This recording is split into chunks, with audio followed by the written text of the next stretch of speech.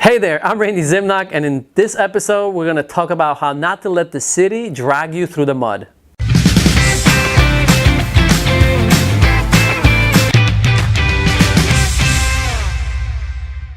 So in this particular situation that I was faced with, the investor client brought me into the deal as an agent after he already finished the renovation. So I always want to ask questions. Okay, have you pulled permits, and how did that go, and what happened, and give me the whole scoop, right? Because I need to know what am I faced with when I go to put this house on the market. So he shared the story with me that one of the things that happened here is on the beginning, the contractor that he was working with decided not to pull permits and even convinced him, apparently, not to do that, right, as well. Which then led to the city basically getting a whiff of what's happening at this house. And usually this happens when a neighbor is nosy and wants to know what's the deal with this house, especially if the property you're buying is the ugliest house on the block. Everyone knows about it, right? So in the moment there's renovations taking place, they're curious. They want to know what's going on, right? And some people will even go to the city and check, are you doing this renovation with permits, right?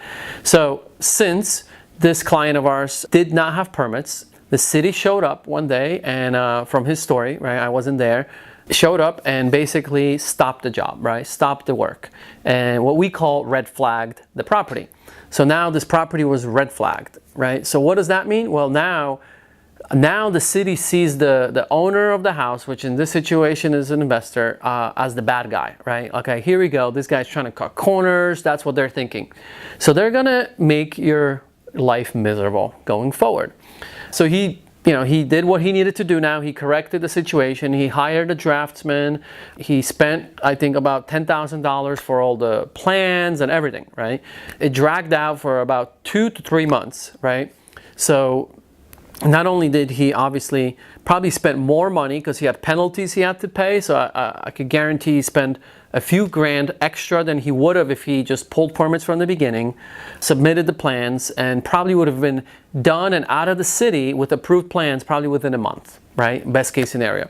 Well, now he not only spent thousands of dollars on penalties, and now he also spent a couple months extra dealing with the city, right? To unravel what the situation, right? Think about this. Now we go to sell the property, right? And now that's where I step in. I put the house on the market. We're in escrow.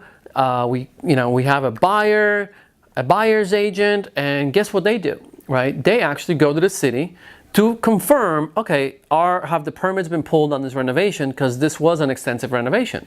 And the personnel that was sitting there told them, oh, wait a minute, this property, oh, I know about this property, right?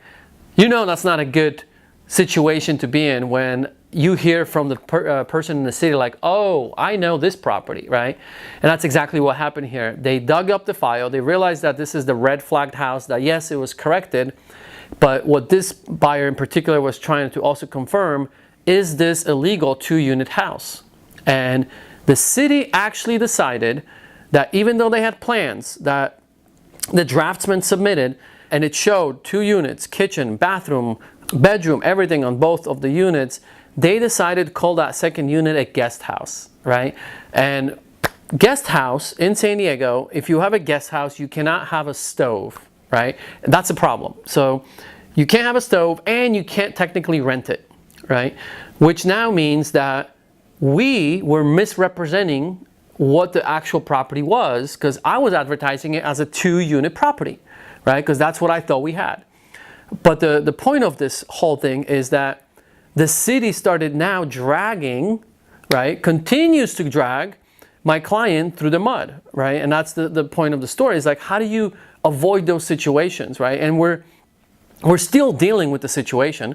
We're still getting dragged, which I could tell you probably wouldn't have happened if he pulled permits from the beginning, got everything cleanly approved. Everything would have been, there would never be a red flag on record, and most likely the city would never go back on their word, and that's exactly what happened. Now, they identify the house not as a 2-unit house, but as a single family with a guest house, because it's open for interpretation, as they say. It is not a black and white situation in this moment.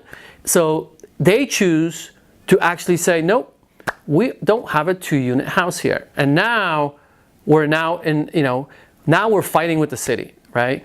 And getting dragged through the mud, as I said. So how do you avoid all this, right? It's simple.